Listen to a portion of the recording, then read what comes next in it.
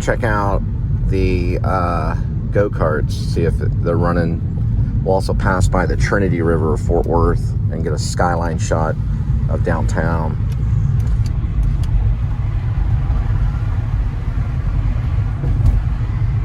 Gotta get in the right spot.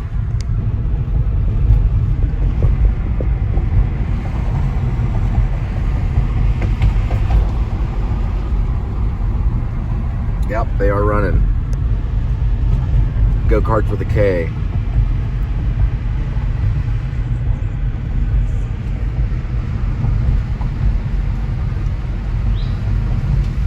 And we got the mini golf.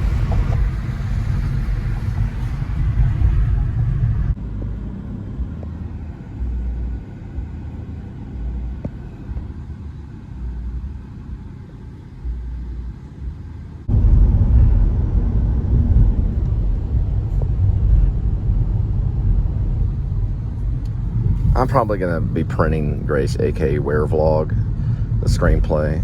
So it's called Grace, aka Werevlog. It'll be sent to Hollywood to Michael and Jessica. I'm offering them the roles of gothic vlogger,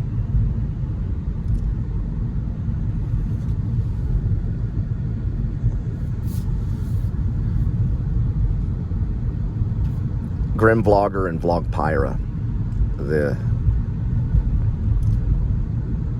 Vlogger connection.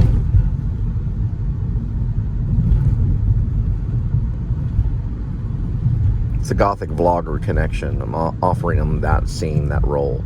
It's going to be Grim Vlogger and Vlog Pyra. They'll be receiving it here pretty soon. I know when it's time for me to act, so it'll be a papered copy. It'll be going to their PO.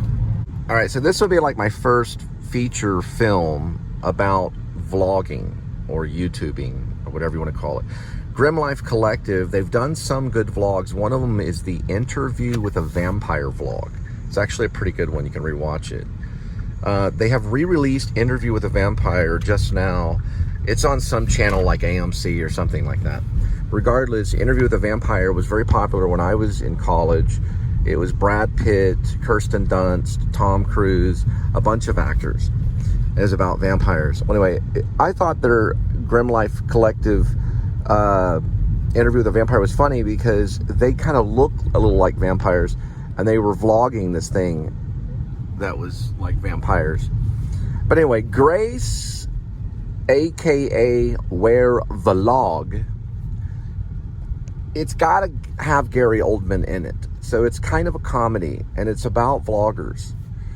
But it's, here's the actors that I request, if we even get our way. Gary Oldman for Gerald Oldman III. Post Malone, and he recently has acted in, I'm surprised to see that, but yes, he has done in a role. He was in Roadhouse with Jake Gyllenhaal. Anyway, Post Malone, Blacksmith. He's John Blacksmith. It'd be perfect for it. I'd rather use one of my friends it's based on, but he's just so far out. Art is kind of crazy. You'd have to meet him. So if we start production, I would want to introduce Post Malone to my friend Scro, because he's like way out there, just way almost more than Post Malone. Post Malone would be perfect. Okay, Grace, I would want to at least be offered Grace. The Grace LaPalme. I think Linda would be great as Rainy Love, but I've considered Jennifer Lawrence and a few others that are like Jennifer Lawrence. Everything from even thought about Natalie Portman and things like that. It'd be cool to get Natalie Portman and Gary Oldman together again. I've considered Natalie Portman too. She's a good acting teacher. She has good chops, and she has an Oscar under her belt. This would be an all-star cast. I thought about Bradley Cooper as a cameo for a role called St. Patty the Great, but that could easily be Mark Wahlberg as well. And then we've got a whole series of comic actors for Mark the Uber driver. We got a favor driver in there. All these people get killed by these werewolves. I have added scenes that are not in the script that I want to add into the script. There's also a guy named Louise. He's the lawn care guy. Louise, the landscaper. I would easily offer that to Benicio del Toro, but my friend Rob, who's a playwright, could easily do it, and I trust in his acting as well. Benicio would be great too. But I could find something else later, because there could be a sequel to Grace, aka Werevlog. But I'd really like to bring attention to Rob, because he's a great playwright. He's a published playwright. He's done stuff. I gotta drop this one off.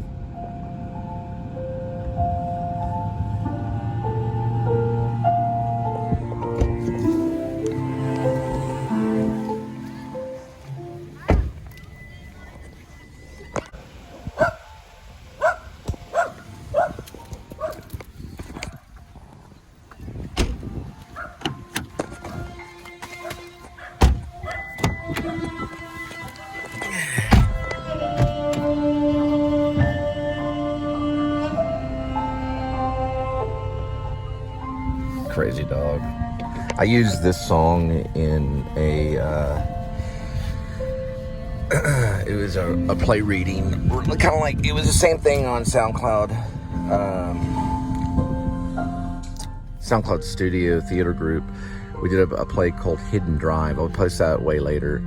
I'm going backwards. I'm doing it in store first, and then Russian Butterfly, and then actually, you know what? Let me skip Russian Butterfly and just do in store and Hidden Drive. Russian Butterfly is too controversial. Yeah, it's got too many names mentioned. There'd be too many slander things drawn. But here's this one.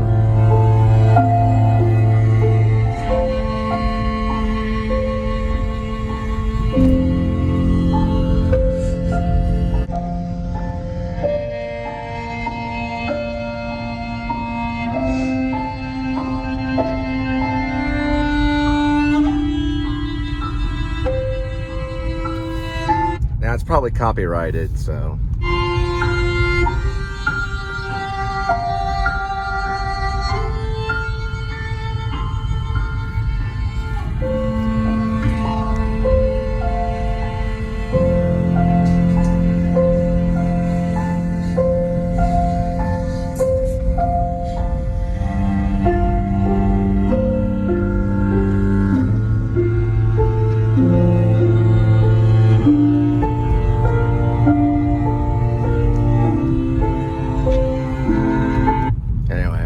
Spiegel on Spiegel or something. Remember using it for Hidden Drive, at the very end of Hidden Drive. You gotta read it. Anyway, I was reading some Wikipedia on Sam Shepard. He has 10 OBs. Now, there is a lie on Wikipedia. They do say that Sam Shepard had an extramarital relationship with Patti Smith and did not tell her that he had won some OBs. That is not true. Reason why is because Patti Smith and he did a play called Cowboy Mouth, unless they had the affair later on. But if they had the affair during Cowboy Mouth, he had no OBs at that time. He was barely anyone. He was like doing La Mama stuff in New York with Lanford Wilson and a few others. So Sam Shepard wouldn't have any, he didn't have any OBs then. He was a nobody when he was hanging out with Patti Smith. Now, later on, if Patti Smith and he hooked up and then he had won the OBs, they made it look like he was like dating Patti Smith and then did not tell Patti Smith about the OBs or about him being a famous playwright or whatever. That ain't true. That ain't true. Because Patti Smith acted in Cowboy Mouth. They have photos of it. And I have the one with Bob Dylan's photo on the wall with his eyes scratched out. That was Patti Smith and Sam Shepard in Cowboy Mouth. They already knew each other. She already knew he was a playwright because she was in his play. And they put that on Wikipedia to make it look like Sam Shepard was like not flaunting around his writing. He let everybody know he was a playwright, even Joni Mitchell.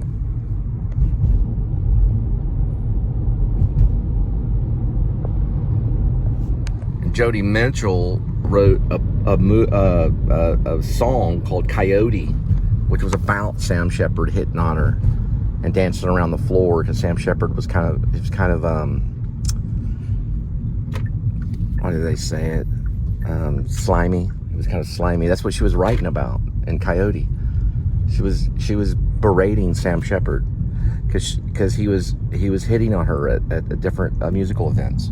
He was also like a writer for, I wouldn't say Rolling Stones maybe, but yet he did write for music magazines in New York. That's actually true. He was employed as a journalist to write about music because he had his own band called the Holy Roller Rounders or something like the Holy Rounders. Holy Roller Rounders. Whether he came through Fort Worth, I don't know for sure. He probably did. Both of them probably have, Patti Smith and Shepard. They say the Ramones came through here. I know for sure Pantera did because they pretty much got popular at Joe's Garage. For sure, yeah. Pantera would play at Joe's Garage all the time. They were actually an Arlington band, or Arlington people. They were from Arlington, which is down the road.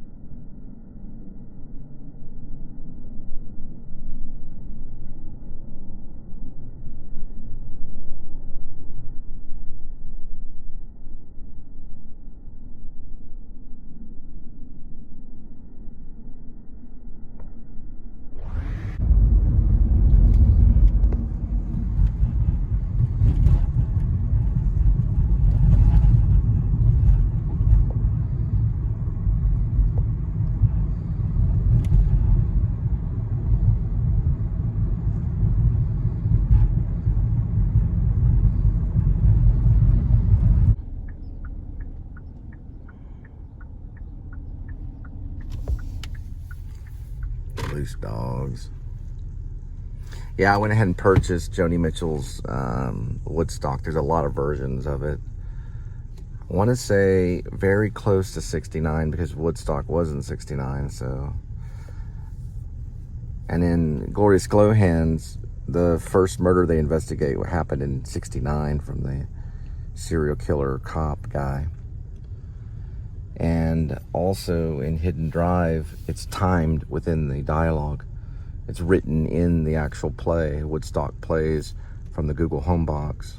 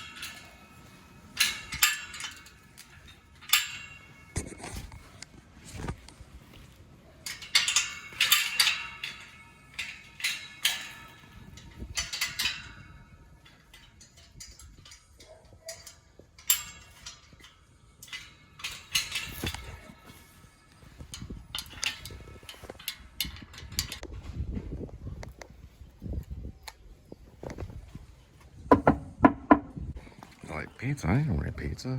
This is Ivan Charm or something. Or Ivy Charm. Hidden Grove's the next one over.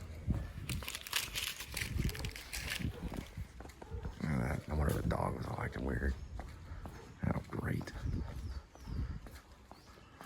Kidding me.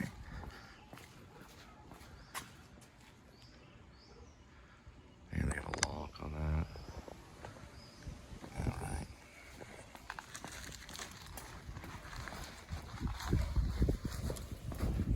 Well, I got a pizza box.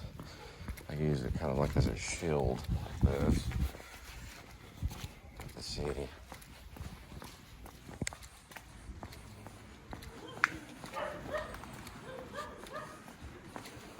Pretty healthy dog.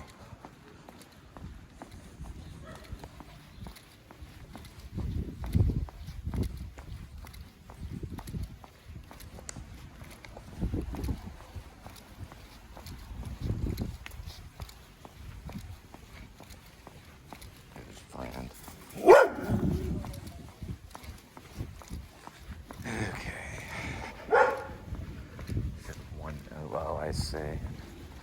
Let's see the difference. There it is. Oh, yeah. Well, they shouldn't put the same numbers on there. It looks...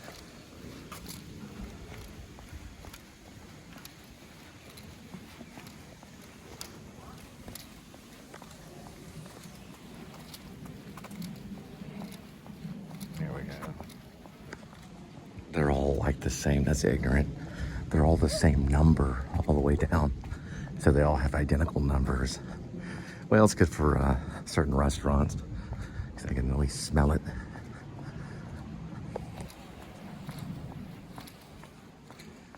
There we go.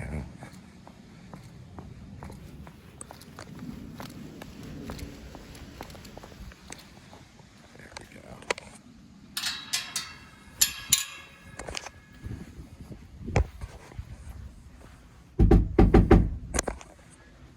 All right, so Ivy Charm in Hidden Grove.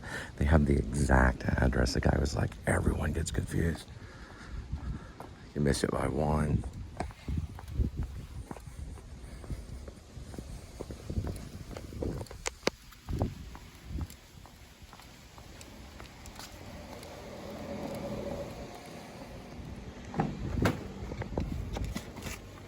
So since Glorious Glowhands deals with supernatural and deals with, you know, I don't know, I guess you'd call it otherworldly time travel detective story.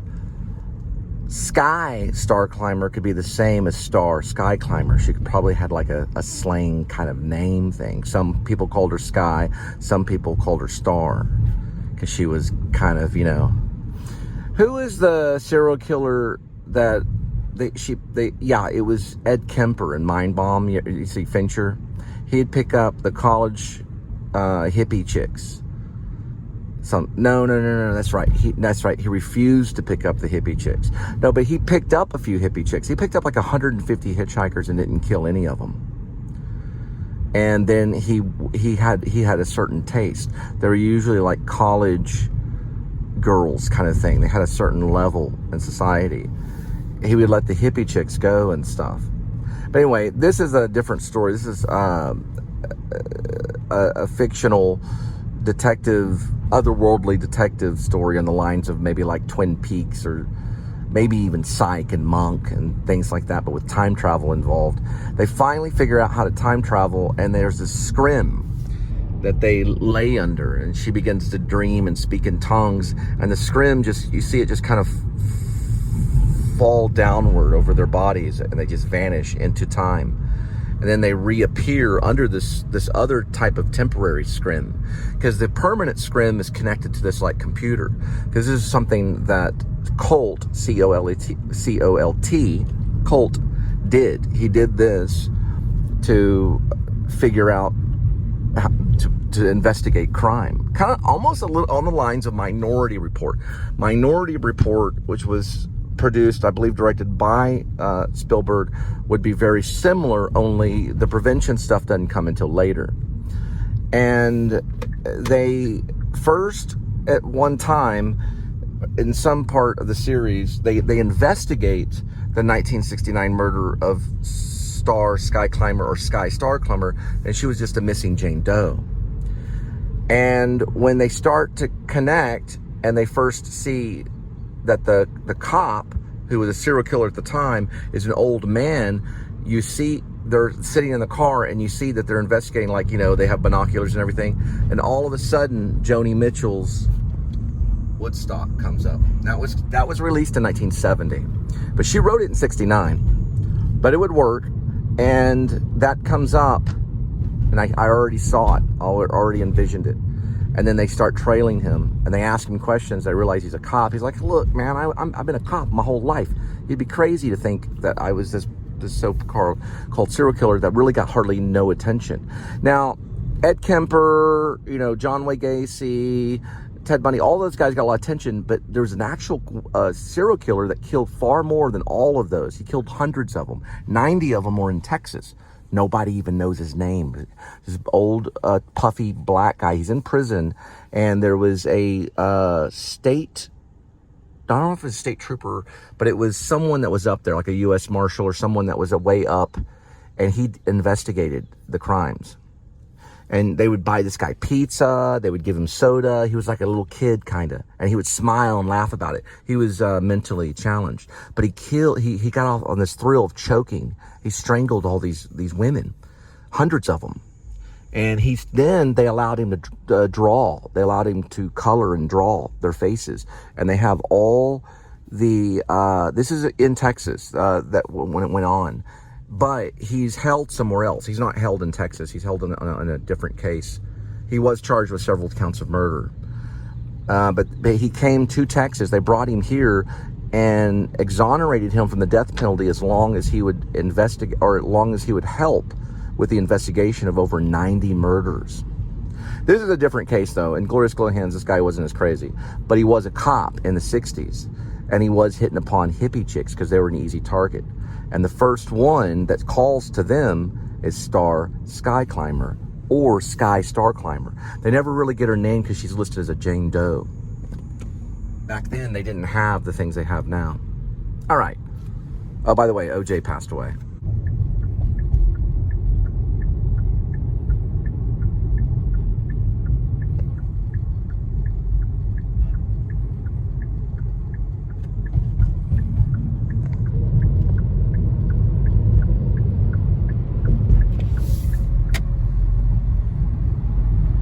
All right, yeah, now about the 1931 United States Postal Office went in service in 1933.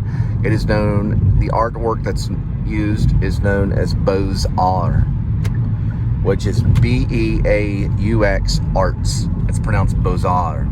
Beaux-Arts. It's right there. It's a cross between French neoclassicism, Renaissance, and elements of Baroque. They do have murals on the inside.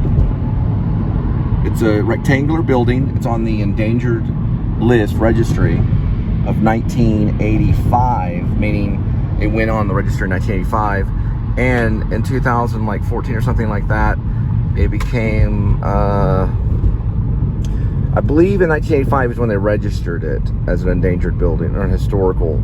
They did something else in 2014 or something. They did another thing to it. You have to look on the Wikipedia. It was created by a guy named, or it was the architect was Wyatt Hedrick. Believe he was from the Carolinas. He did a few architectural stuff. He did it kind of like neoclassicism, French neoclassicism. But anyway, 1985 is when it went on the National Registry. And 2014 or 2000 something is when it became endangered. So to be possibly torn down or something.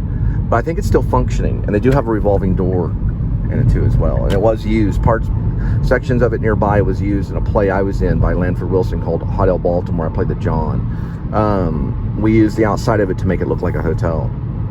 It's a historical area of Fort Worth.